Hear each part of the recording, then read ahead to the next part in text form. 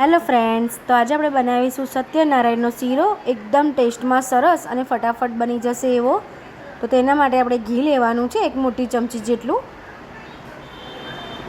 તો ઘી હીટ થાય એટલે આપણે સોજી એડ કરીશું. જે રવો કે છે એ કરવાનો છે. મેં પેકેટવાળો આવે છે ઉત્તમનો એ લીધો છે, તમે બીજી કોઈ પણ બ્રાન્ડનો લઈ શકો છો. તો સરસ રીતે આપણે સોજીને શેકવાની છે ઘીમાં. એની સ્મેલ પણ જેમ જેમ શેકા છે એમ સરસ આવશે.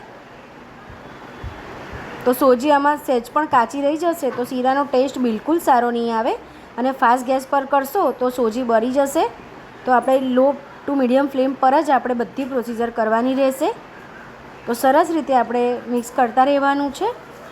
હવે દૂધ એડ કરીશું. તો મેં 1 વાડકી અને ઉપર થોડું દૂધ લીધું છે, અને સોજી મેં અડધી વાડકી જેટલી લીધી છે. હવે આપણે દૂધને પણ બરાબર મિક્સ કરતા રહેવાનું છે. તો તમે દૂધની જગ્યાએ પાણી લઈ શકો છો. અને દૂધથી એકદમ ક્રીમી ટેક્સચર આવે છે શીરાનું.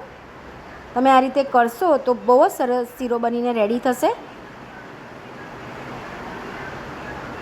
હવે આપણે ખાંડ એડ કરીશું. દૂધ બળી જાય પછી જ આપણે ખાંડને એડ કરવાની છે, એ વાતનું ખાસ ધ્યાન રાખવાનું છે.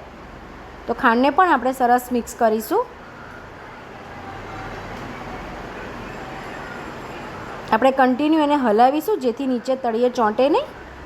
અને જ્યારે આપણે શીરો બનાવતા હોઈએ તો થોડું જાડા તળિયાવાળું જ વાસણ લેવાનું.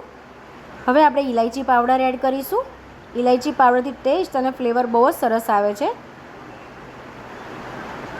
તમે દ્રાક્ષને પણ એડ કરી શકો છો. મારા ઘરે ઓછી દ્રાક્ષ ભાવે છે શીરામાં, એટલે મેં એડ નથી કરી.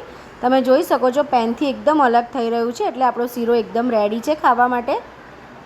હવે આપણે બદામનો પાવડર મેં કર્યો છે એ એડ કરીશ. તમે બીજા કોઈ પણ ડ્રાયફ્રૂટ એડ કરી શકો છો જે તમને પસંદ હોય એ. તો ફ્રેન્ડ્સ, મારી ચેનલ નવી છે તો જરૂરથી લાઇક, શેર અને સબસ્ક્રાઈબ કરી લેજો. તમે જોઈ શકો છો એકદમ સરસ એવો સત્યનારાયણનો શીરો આપણો રેડી છે.